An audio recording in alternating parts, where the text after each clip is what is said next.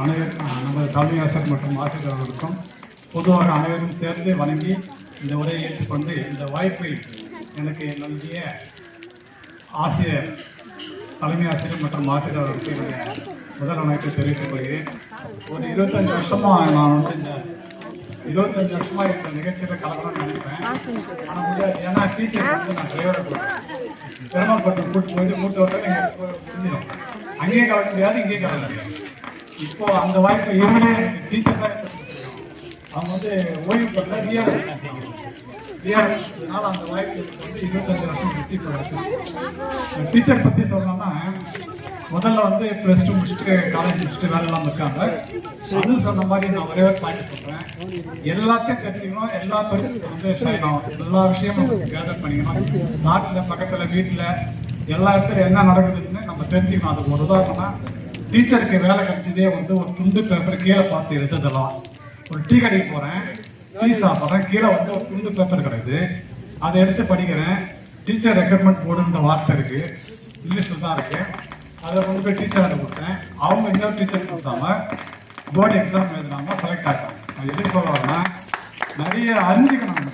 Mobile எடுத்துக்கிட்டீங்கன்னா எல்லாமே இருக்கு. நான் இந்த வரை 25 வருஷத்தில் நான் பொழுதுபோக்காக எந்த சினிமாவும் பார்க்கறதில்லை.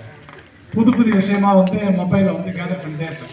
என் நேரத்தை சர்வே ரெடி பண்ணுறாங்களா, நான் எப்படி டிரைவிங் கற்றுக்கணும், நான் எப்படி இங்கிலீஷ் கற்றுக்கணும், அதோட கற்றுப்பேன். அதையும் பார்க்குறேன்.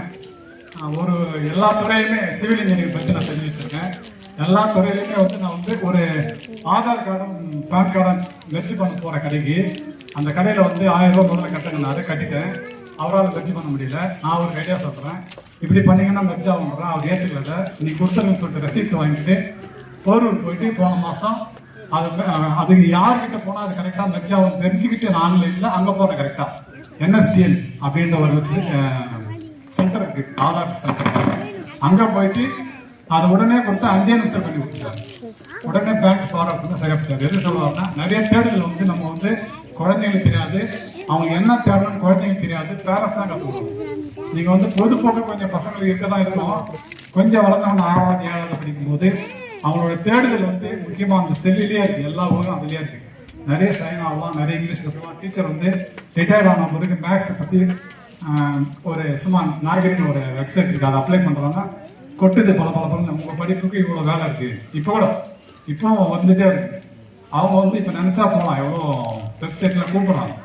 அது மாதிரி நிறைய விஷயம் நிறைய கற்றுக்கணும். நிறைய நீங்கள் சார் சொன்ன மாதிரி சைக்கிள் கற்றுக்கணும், பைக் ஓட்ட கற்றுக்கணும், நிறைய ஸ்போர்ட்ஸ் எல்லா துறையிலும் நுழையலாம். நீங்கள் நிறைய கொஞ்சம்